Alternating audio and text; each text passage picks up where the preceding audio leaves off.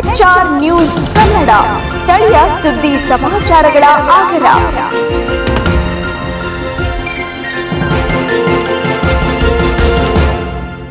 ಇಂದು ದೇಶಾದ್ಯಂತ ಅದ್ದೂರಿ ಹೋಳಿ ಹುಣ್ಣಿಮೆ ಹಬ್ಬ. ಅದರಂತೆ ಹೊಸಕೋಟೆ ತಾಲೂಕಿನ ಗೊಟ್ಟಿಪುರ ಶ್ರೀ ನರಸಿಂಹಸ್ವಾಮಿ ದೇವಸ್ಥಾನದಲ್ಲಿ ವಿಶೇಷ ಪೂಜೆ, ಹೋಮ, ಹವನ ಹಾಗೂ ಅನ್ನದಾಸೋಹ ನಡೆದಿದ್ದು, ಸಾವಿರಾರು ಭಕ್ತರು ಆಗಮಿಸಿ ದೇವರಿಗೆ ವಿಶೇಷ ಪೂಜೆ ಸಲ್ಲಿಸಿದರು. ಹೌದು, ಹೋಳಿ ಹುಣ್ಣಿಮೆ ಹಬ್ಬದ ಅಂಗವಾಗಿ ಹೊಸಕೋಟೆ ತಾಲೂಕಿನ ಗೊಟ್ಟಿಪುರ ಗ್ರಾಮದ ಶ್ರೀ ನರಸಿಂಹಸ್ವಾಮಿ ದೇವಸ್ಥಾನದಲ್ಲಿ ವಿಶೇಷ ಪೂಜೆ, ಹೋಮ, ಹವನ ಹಾಗೂ ಅನ್ನದಾಸೋಹ ನಡೆದಿದ್ದು, ಸಾವಿರಾರು ಭಕ್ತರು ಆಗಮಿಸಿ ದೇವರಿಗೆ ವಿಶೇಷ ಪೂಜೆ ಸಲ್ಲಿಸಿದ್ದಾರೆ. ಇನ್ನು ದೇವಸ್ಥಾನದ ಆವರಣದಲ್ಲಿ ಭಕ್ತಿ ಗೀತೆಗಳ ರಸಮಂಜರಿ ಕಾರ್ಯಕ್ರಮವನ್ನು ಹಮ್ಮಿಕೊಳ್ಳಲಾಗಿದ್ದು, ಸಾವಿರಾರು ಭಕ್ತರಿಗೆ ಅನ್ನ ಪ್ರಸಾದ ಏರ್ಪಡಿಸಲಾಗಿತ್ತು. ಇನ್ನು ಕಾರ್ಯಕ್ರಮ ಕುರಿತು ದೇವಸ್ಥಾನದ ಪ್ರಧಾನ ಅರ್ಚಕರಾದ ಚಂದ್ರಶೇಖರ್ ಅವರು ವಿವರಣೆ ನೀಡಿದ್ದಾರೆ. ಓಂ ನಮೋ ನಾರಾಯಣಾಯ.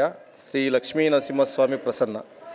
ಗೊಟ್ಟಿಪುರದಲ್ಲಿ ಅನಾದಿ ಕಾಲದಿಂದಲೂ ಶ್ರೀ ಲಕ್ಷ್ಮೀ ನರಸಿಂಹಸ್ವಾಮಿ ದೇವರನ್ನು ಹುತ್ತದ ರೂಪದಲ್ಲಿ ಪೂಜೆ ಮಾಡಿಸ್ಕೊಂಡು ವರ್ಷಾನುಗಟ್ಟಲೆ ಪೂಜೆ ಮಾಡ್ಕೊಂಬಂದ ಸಂದರ್ಭದಲ್ಲಿ ನಮ್ಮ ತಾತನವರ ಜಿಯ ಭಗವಂತ ಮತ್ತು ಎಲ್ಲ ಗ್ರಾಮದ ಎಲ್ಲ ಗ್ರಾಮಸ್ಥರ ಸಹಕಾರದಿಂದ ಈ ಒಂದು ದೇವಾಲಯವನ್ನು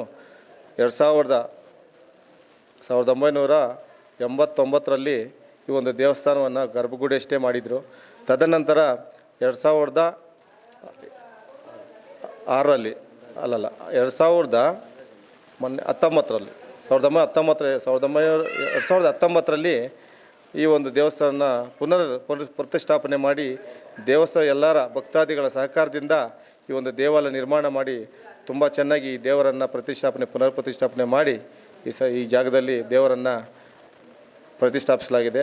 ಈ ಜಾಗದಲ್ಲಿ ಪ್ರತಿ ವರ್ಷ ಈ ಒಂದು ಕದ್ರಿ ಹುಣ್ಣಿಮೆ ದಿನದಂದು ಎಲ್ಲ ಭಕ್ತಾದಿಗಳ ಸಹಕಾರದಿಂದ, ದಾನ ಧರ್ಮದಿಂದ ಇಲ್ಲ ವಿಶೇಷವಾಗಿ 3,000ದಿಂದ 4,000 ಜನ ಬಂದು ದೇವರ ದರ್ಶನವನ್ನು ಪಡೆದು ತಮ್ಮ ಇಷ್ಟಾರ್ಥಗಳನ್ನು ನೆರವೇರಿಸಿಕೊಂಡು ಶ್ರೀ ಲಕ್ಷ್ಮೀ ನರಸಿಂಹಸ್ವಾಮಿ ಕೃಪಾಕಟಕ್ಕೆ ಪಾತ್ರರಾಗಿ ಅವರು ಇಲ್ಲಿ ಅನ್ನದಾಸ ಬೆಳಗ್ಗೆ 10 ಗಂಟೆಯಿಂದ ರಾತ್ರಿ 8 ಗಂಟೆವರೆಗೂ ಅನ್ನದಾಸೋಹ ಸಹ ನಡೀತದೆ. ಭಕ್ತಾದಿಗಳು ಬಂದು ತೃಪ್ತಿಯಿಂದ ಊಟ ಮಾಡಿಕೊಂಡು ದೇವರ ದರ್ಶನ ಪಡ್ಕೊಂಡು ಹೋಗ್ತಾಯಿದ್ದಾರೆ. ಅವ್ರಿಗೆಲ್ಲರಿಗೂ ದೇವರು ಅಷ್ಟಾಶಗಳನ್ನು ಕೊಟ್ಟು ಇಷ್ಟಾರ್ಥ ಸಿದ್ಧಿಯನ್ನು ನೆರವೇರಿಸಲಂತ ಕಾಪಾಡಲಿ ಅಂತ ದೇವರಲ್ಲಿ ಪ್ರಾರ್ಥನೆ ಮಾಡೋಣ. ನಮಸ್ಕಾರ. ಬಳಿಕ ದೇವಸ್ಥಾನದ ಇತಿಹಾಸ ಹಾಗೂ ದೇವಸ್ಥಾನದ ಜೀರ್ಣೋದ್ಧಾರ ಕುರಿತು ಕರ್ನಾಟಕ ಕಾರ್ಯನಿರತ ಪತ್ರಕರ್ತರ ಸಂಘದ ಜಿಲ್ಲಾಧ್ಯಕ್ಷರಾದಂತಹ ಹೊಸಕೋಟೆ ಜಿ ಶ್ರೀನಿವಾಸ್ ಅವರು ಮಾಹಿತಿ ನೀಡಿದ್ದಾರೆ. ಓಂ ನಮೋ ಲಕ್ಷ್ಮೀನಾರಾಯಣ ಸ್ವಾಮಿ. ಈ ಗೊಟ್ಟಿಪುರ ಗ್ರಾಮ ಜಡಗನಹಳ್ಳಿ ಹೋಬಳಿ ಹೊಸಕೋಟೆ ತಾಲೂಕಲ್ಲಿ ಒಂದು ಐತಿಹಾಸಿಕವಾದಂಥ ಒಂದು ಧಾರ್ಮಿಕವಾಗಿ ಕ್ಷೇತ್ರವಾಗಿದ್ದಂಥ ಪರಿವರ್ತನೆ ಈಗಾಗಲೇ ನಿಮಗೆಲ್ಲರಿಗೂ ಗೊತ್ತಿರ್ಬೋದು. ಈ ಗ್ರಾಮದಲ್ಲಿ ಒಂದು ಹುತ್ತದ ರೂಪದಲ್ಲಿ ಬಂದಂಥ ಶ್ರೀ ಲಕ್ಷ್ಮೀನಾರಾಯಣ ಸ್ವಾಮಿಯವರು, ಲಕ್ಷ್ಮೀ ನರಸಿಂಹಸ್ವಾಮಿ, ತದಾದ ನಂತರ ಶಾನ್ಭೋಗ್ರು ಮತ್ತು ಭಗವಂತಯ್ಯ ಅನ್ನೋರು, ಇವರು ಆ ಕಾಲದಲ್ಲಿ ಜೋಡಿದಾರರು, ಒಂದು ಶಾನ್ಭೋಗ ಜೋಡಿದಾರ ಗ್ರಾಮದಲ್ಲಿ ದಾಸರಳ್ಳಿಯವರು. ಆ ಒಂದು ನಿಮಗೂ ಗೊತ್ತಿರಬೇಕು, ಈ ಗ್ರಾಮಕ್ಕೆ ಬರಬೇಕಾದ್ರೆ ಪಕ್ಕದಲ್ಲಿಂಥ ಜೋಡಿ ಗ್ರಾಮ ಮತ್ತು ಅಲ್ಲಿ ಇನಾಮತಿ ಜಮೀನು ಕೂಡ ಇದ್ದಾವೆ. ಅಂಥದ್ರಲ್ಲಿ ಈ ಗ್ರಾಮದ ನಮ್ಮ ಚಂದ್ರಶೇಖರ್ ಪೂಜಾರಿಗಳು, ಅರ್ಚಕರು, ಅವರ ಭಗವಂತಯ್ಯನವರು ಅವ್ರ ತಾತ ಕಾಲದಲ್ಲಿ ಇಲ್ಲಿ ಉತ್ತರ ರೂಪಲ್ಲಿ ಇದು ಮಾಡ್ತಾಯಿದ್ರು. ಆ ಒಂದು ಇನಾಮತಿ ಲ್ಯಾಂಡ್ ಕೂಡ 33 ಗುಂಟೆ ಜಮೀನು ಲ್ಯಾಂಡ್ ಕೂಡ ಅವರು ಇದಕ್ಕೆ ಕೊಡಬೇಕಾದ್ರು.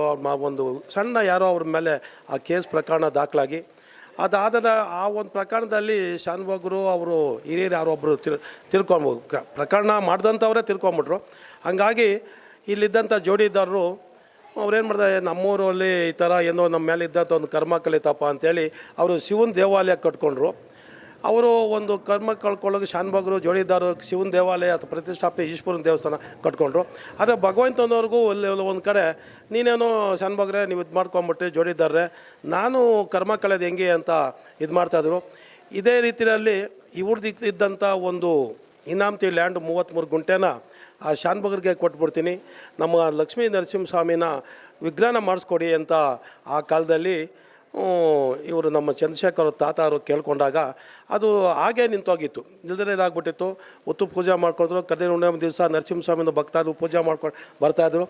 ಆದರೆ ಆ ಒಂದು ಕೊರಗು ಅವರು ಭಗವಂತಯ್ಯನವರಲ್ಲಿ ಇತ್ತು. ಅವ್ರ ಮಗ ಚಂದ್ರಶೇಖರಯ್ಯ ಅಂತ ಇಂಜಿನಿಯರು, ಮೊಮ್ಮಗ ಅವ್ರ ಮಗ ಚಂದ್ರಶೇಖರಯ್ಯ ಅಂತ ಇದ್ದರು. ಅವರು ಕೂಡ ಇಂಜಿನಿಯರ್ ಆಗಿದ್ದರು. ಆದರೆ ಈ ಒಂದು ಏನೂ ಗೊತ್ತಾಗ್ತಾ ಇರಲಿಲ್ಲ. ಇವರು ನಮ್ಮ ಹನುಮಂತಯ್ಯನವರು ಭಗವಂತಯ್ಯನವರು ಹೇಳಿದ ಮಾತು, ವಯಸ್ಸಾಗಿತ್ತು, ಕಾಮರಾಯಣ ಅವರು ತೀರ್ಕೊಂಡ್ಬಿಡ್ತಾರೆ. ಅವರು ಆದರೆ ಅವ್ರ ಶ್ರೀಮತಿಗೆ ಹೇಳಿದರು, ಈ ರೀತಿ ನನ್ನ ಒಂದು ಕೋರಿಕೆ ಹರಿಕೆ ಹಾಗೆ ಉಳಿದೋಗ್ಬಿಟ್ಟಿದೆ, ನನ್ನ ಮಕ್ಕಳಿಗಾಗಲಿ ಯಾರ ಮೊಮ್ಮಕ್ಕಳಾಗಲಿ ಯಾರು ಅದನ್ನು ಹಿರಿಯರಿಸಬೇಕು ಅಂದಿದ್ರು. ಅದಾದಮೇಲೆ ಅವ್ರ ತಾಯಿ ಚಂದ್ರಶೇಖರ್ಗೆ, ನಿಮ್ಮ ಅಪ್ಪ ಆಸೆ ಹೆಂಗಿತ್ತಪ್ಪ, ಇದನ್ನು ನೆರವೇರಿಸು ಅಂದಾಗ ಸರಿ ಅಂತೇಳಿ ಹೋಗಿ ಶಾನ್ಭಗರ್ ಹತ್ರ ಕೇಳಿದಾಗ ಅವರು ಒಪ್ಕೊಂಡು ಆ ಒಂದು ವಿಗ್ರಹನ ಮಾಡಿಸಿ ಇವತ್ತು 2019ರಲ್ಲಿ ಪ್ರತಿಷ್ಠಾಪನೆ ಮಾಡಿ ಸಣ್ಣ ಗುಡಿಯಾಗಿದ್ದಂಥ ನರಸಿಂಹಸ್ವಾಮಿ 19ರಲ್ಲಿ ಜೀರ್ಣೋದ್ಧಾರ ಮಾಡಿ ಈ ಮಟ್ಟಕ್ಕೆ ಈ ದೇವಸ್ಥಾನ ಒಂದು ಬೆಳವಣಿಗೆ ಆಗಿದೆ.